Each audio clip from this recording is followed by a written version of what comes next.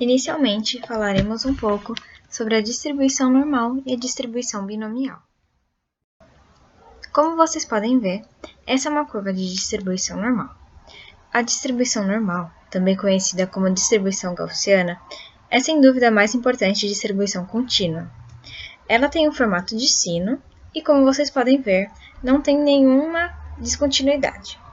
Dentre suas aplicações, podemos citar o teorema do limite central, pois garante que mesmo que os dados não sejam distribuídos segundo uma normal, a média dos dados converge para uma distribuição normal, conforme o número de dados aumenta.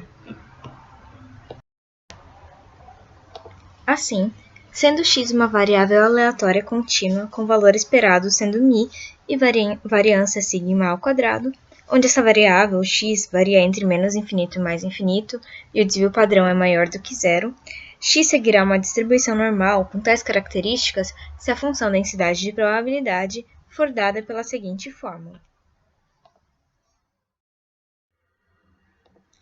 Para se calcular áreas específicas, faz-se o uso de uma distribuição particular, a chamada distribuição normal padronizada, que é dada pela letra z. Essa é uma distribuição normal, com média 0 e desvio padrão 1, o que vai facilitar os nossos cálculos. Caso não a tenhamos, devemos fazer o cálculo de z, que nada mais é do que a variável em questão menos o valor esperado dividido pelo desvio padrão. E vocês se lembram do ensaio de Bernoulli? Em cada ensaio, considera-se somente a ocorrência ou não ocorrência de um certo evento que será denominado como sucesso e a sua não ocorrência será denominada como fracasso. Note que esses ensaios são independentes e que a probabilidade do sucesso é dada por P e a probabilidade do fracasso é seu complementar, ou seja, 1 menos P. Agora fica mais fácil entender o que é a distribuição binomial, uma vez que ela é uma distribuição composta por vários ensaios de Bernoulli. Dentre suas propriedades, temos que o valor esperado será o número de realizações vezes a probabilidade, a variância vai ser o valor esperado multiplicando 1 menos a probabilidade, e o desvio padrão vai ser a raiz quadrada da variância. Agora vamos para uma aplicação na distribuição binomial. Nesse exemplo, vamos supor que a porcentagem máxima aceitável de peças com defeito em um lote seja de 1%.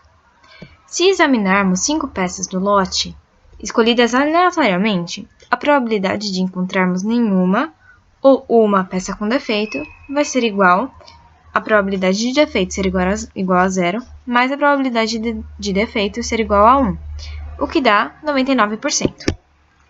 Portanto, a probabilidade de encontrarmos 2, 3 ou 4 ou até 5 peças com defeito, quando examinarmos essas 5 peças, é de 1 menos 99%, ou seja, 0,1%. Uma vez que essa probabilidade é muito baixa, se encontrarmos 2 ou mais peças com defeito, provavelmente a porcentagem de peças com defeito no lote é maior que a porcentagem máxima aceitável de 1%. Portanto, o lote seria rejeitado nessa situação. Pode-se observar que os cálculos anteriores não são tão trabalhosos, porque calculamos apenas a probabilidade de encontrar 0 defeito e 1 defeito.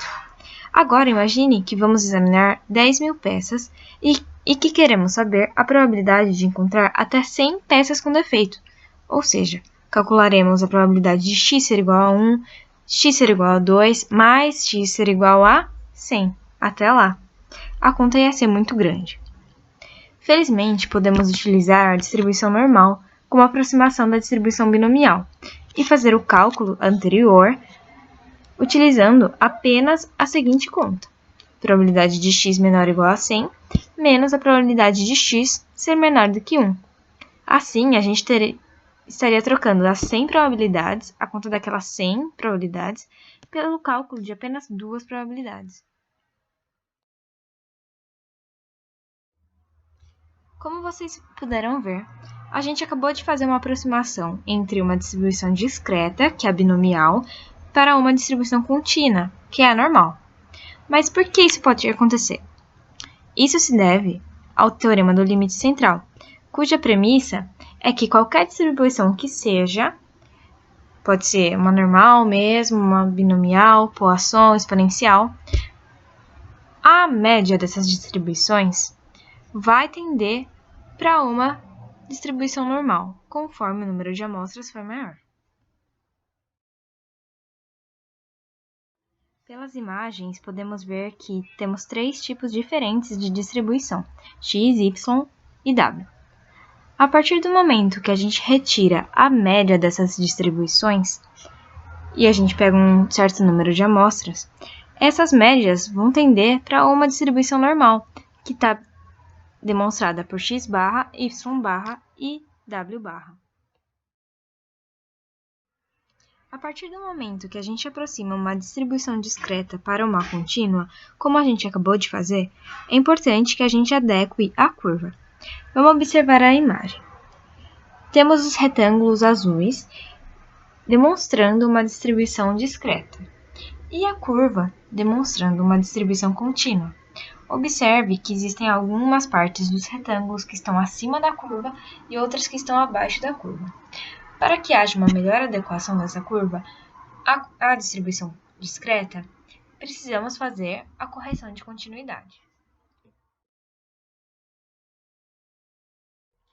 O que essa correção de continuidade nos indica? Ela nos indica que quando queremos uma probabilidade de uma realização acontecer ser menor do que a variável aleatória, temos que somar mais 0,5. E caso queiramos que a probabilidade da variável aleatória seja maior do que a probabilidade da realização, diminuiremos 0,5. Agora vamos para uma aplicação de aproximação. O tamanho ideal de um lote é de 225 peças, e a empresa sabe que é de experiências anteriores que, em média, 20% das peças não entram de fato no mercado por conta de alguns defeitos. Para que o lote seja aceito, no entanto, é preciso que pelo menos 42 peças sejam produzidas sem nenhum defeito. Vamos calcular a probabilidade de que um certo lote entre no mercado. Ou seja, calcularemos a probabilidade. Fazendo o cálculo pela distribuição binomial, temos que a probabilidade de x ser maior ou igual a 42 é igual a 1 menos a probabilidade de x ser menor do que 42, para facilitar nossos cálculos. No entanto, olhe o tamanho dessas contas. São muitos fatoriais e fica muito difícil fazer essa conta de cabeça ou até mesmo na calculadora. Como procuramos uma probabilidade em que o número de realizações é grande, podemos aproximar pela normal, como já foi visto. Fazendo a conta sem correção de continuidade, teremos que a probabilidade é de 0,6915. Por outro lado, fazendo com a aplicação de correção de continuidade, temos que a nova probabilidade vai ser de 0,7190. Observa-se que, como queremos um número maior ou igual a alguma coisa, vamos tirar 0,5 desse alguma coisa, justamente porque essa é a regra da correção de continuidade. É por isso que temos y valendo 41,5 e não mais 42. Agora, olhando nesse gráfico, podemos comparar os resultados com correção de continuidade, sem correção de continuidade e qual seria o valor original vindo pela conta da binomial. Note que os valores são muito próximos e que o valor com correção de continuidade é muito mais próximo. Sendo assim, a gente pode observar que a conta foi muito mais fácil de ser feita e o resultado foi praticamente o mesmo. Resumindo, quando poderemos usar a aproximação binomial pela normal? Podemos usar quando há um grande número de observações, tornando os cálculos muito trabalhosos. E qual a dificuldade desse conceito? A dificuldade desse conceito é transformar uma distribuição discreta em uma distribuição contínua, mas isso é solucionado pelo teorema do limite central. Além disso, temos que lembrar que é muito importante fazer a correção de continuidade, pois assim é possível aproximar de forma bem melhor.